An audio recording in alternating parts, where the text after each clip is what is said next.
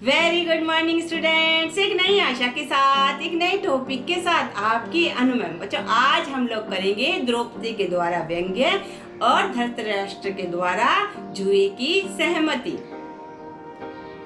राजसूय यज्ञ में आए अतिथि गणों को उचित उपहार और सम्मान देकर युधिष्ठिर ने विदा किया, किंतु दुर्योधन ने वहां रहकर कुछ दिन महल का आनंद लेने की इच्छा जाहिर की। तब युधिष्ठिर ने उसे सहमति दे दी। महल इतना सुंदर था जिसे देखकर कोई भी दंग रह जाता था। यानी महल बहुत ही अद्भुत कलाकृति और बहुत ही निराले ढंग से बनाया गया था। महल को देखकर सभी लोग आश्चर्य में पड़ जाते थे, क्योंकि जहाँ पर पानी प्रतीत होता था वहाँ पे फर्श होता था, और जहाँ पे फर्श प्रतीत होता था वहाँ पर सरोवर होता था। और इस प्रकार से जहाँ पे द्वार लगता था वहाँ पर दीवार होती थी, और जहाँ पर दीवार प्रतीत होती थी वहाँ पर द्वार होता था। यह देखकर दुर्योधन काफी अचंभित हो गया और वह आनंद से वहाँ पर महल में घूमने लगा। उसका यह आनंद ही एक दिन विनाश का कारण बन गया। एक दिन शकुनी और दुर्योधन महल का निरीक्षण कर रहे थे।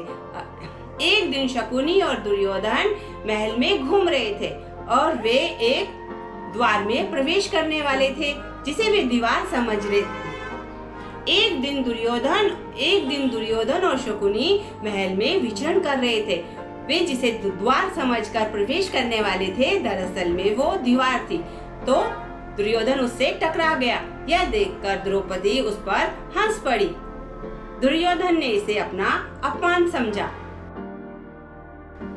अगले दिन जब दुर्योधन एक फर्श पे चल रहा था तो अपना अंग रखा उसने उठा रखा था, क्योंकि उसे वहां पर पानी प्रतीत हो रहा था। वास्तव में वहां पर पानी नहीं, सादा फर्श था।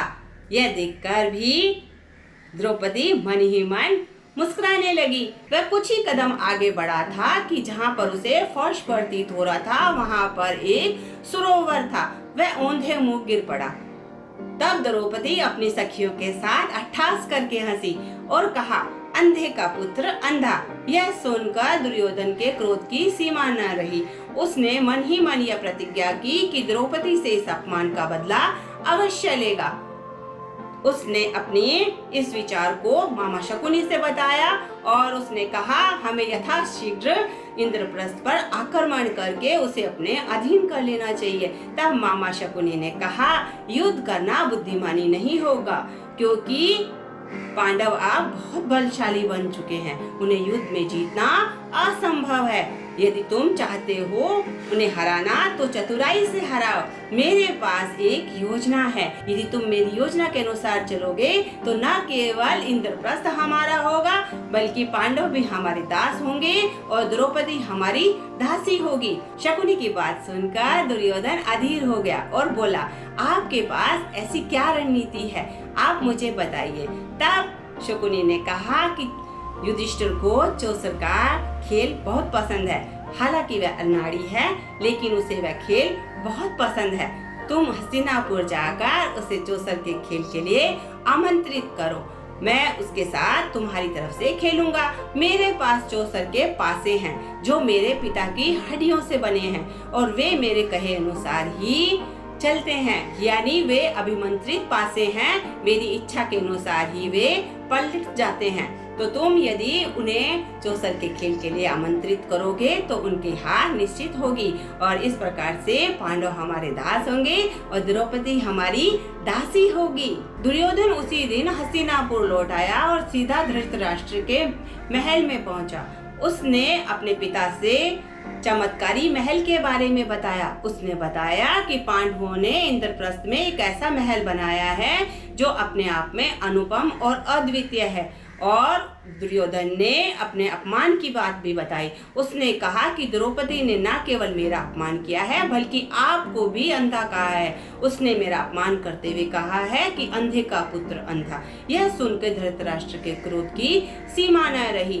तब दुर्योधन ने मौका पाकर कहा कि हमारे पास अपने अपमान का बदला लेने के लिए एक योजना है। यदि आप कहें तो मैं इस योजना को कार्यान्वित करवा सकता हूँ। यदि आप हमें चौसर के खेल की अनुमति दें तो हम यह खेल पांडवों के साथ खेलना चाहते हैं। मामा शकुनी चौसर के खेल में सिद्धहस्त हैं और उनके पास अभिमंत्रित पासे भी हैं। इस प्रकार से यदि आप युधिष्ठिर को यहाँ पे आमंत्रित करेंगे तो न केवल हम पांडवों को दास बना पाएंगे, बल्कि हम आपका अपमान करने वाली उस द्रौपदी को भी दासी बना लेंगे और आपके अपमान का बदला भी ले लेंगे और उसे अपने महल में दासी के रूप में रखेंगे। इस प्रकार से धृतराष्ट्र ने दुर्योधन से योजना सुन के मन ही मन प्रसन्नता जाहिर की, लेकिन फिर भी उन्होंने विदुर से इस पर विचार करने को कहा। विदुर ने बड़ी ही विनम्रता पूर्वक धृतराष्ट्र को चौसर के खेल के लिए अनुमति देने के लिए मना कर दिया। उन्होंने कहा, इस प्रकार का खेल एक जुए का ही रूप होता है। आप यदि इस प्रकार के खेल के लिए अनुमति देते हैं तो आप भारी विनाश को आमंत्रित कर रहे हैं। आप उन दोनों भाइयों के बीच की शांति भंग करेंगे। राजन, इस प्रकार की अनुमति ना दें, यही आपके लिए श्रेष्ठ कर है। यह कहकर विदुर चले गए, लेकिन दुर्योधन कहाँ बाज आने वाला था। दुर्योधन निराश नहीं हुआ, उसने अपने पिता के कान भरने जारी रखे। उसने कहा, पिताजी, कल तक जो पांडव दर दर की ठोकरें खा रहे थे, वे आज हमारा अपमान करने में समर्थ हो गए और कल को हम पर युद्ध करके हमारे हस्तिनापुर को भी छीन सकते हैं। क्यों न हम उन्हें विवश कर दे जुआ खेलने के लिए। यदि उनको इस प्रकार से विवश न किया गया तो वे हमारे हस्तिनापुर को भी हड़प लेंगे। आप विदुर की बातों की चिंता मत करो। विदुर तो आपको यूं ही डरा रहा है। वह सदा ही पांडवों का हितैषी रहा है और वह उनके हित की बात ही बोलता है। यह सुनकर धृतराष्ट्र को दुर्योधन की बातों में काफी सच्चाई नजर आई। धृतराष्ट्र ने अपने पुत्र दुर्योधन को समझाते हुए कहा कि जुआ कभी भी लाभकारी नहीं हुआ है। जुए ने हमेशा विनाश ही किया है। उसने कई वंशों का विनाश कर दिया है।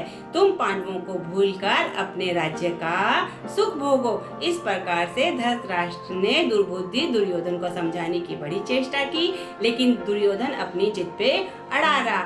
आखिर में पुत्र मोह में फंसकर धृतराष्ट्र को अपने बेटे के समक्ष झुकना पड़ा। उन्होंने विदुर को बुलाया और कहा कि युधिष्ठिर को जुए का न्योता देकर आओ। तब विदुर इंद्रप्रस्थ गए और वहां पर जाकर उन्होंने युधिष्ठिर के सामने जुए की लाभ हानियां भी रखी। उन्होंने कहा कि जुआ कभी भी हित कर नहीं रहा है, उसने कई कुलों का नाश कर दिया है। हो सकता है यह जुआ भी तुम्हारे लिए बहुत हानिकारक हो सकता है यह कई कुलों का नाश कर दे। मैं नहीं चाहता कि तुम इस न्योते को स्वीकार करो। लेकिन युधिष्ठिर ने यह कहकर न्योता स्वीकार कर लिया। भला काकाश्री का यह न्योता मैं अस्वीकार कैसे कर सकता हूँ। लेकिन वास्तव में स्थिति ये थी कि युधिष्ठिर जुए के बहुत शौकीन थे और वे अपने इस शौक के चलते अपने इस न्योते को मना नहीं कर सके। इसलिए वे अपने भाइयों और अपनी पत्नी के साथ हस्तिनापुर के लिए रवाना हो गए। भला होने को कौन टाल सकता है। इसलिए युधिष्ठिर की आंखों पर पर्दा गिर गया था। वे इस न्योते के पीछे कारण नहीं समझ पा रहे थे। तो इस प्रकार से आज हमने जाना धृतराष्ट्र ने जुए का न्योता क्यों भेजा। इस प्रकार की जानकारी आपको किस प्रकार से लगी। यदि आपको मेरी ये जानकारी अच्छी लगी है तो आप मेरे वीडियो को लाइक कीजिए, कमेंट कीजिए और शेयर करना मत भूलिए, क्योंकि धार्मिक ग्रंथों के बारे में जानना बड़े ही सौभाग्य की बात होती है। धन्यवाद।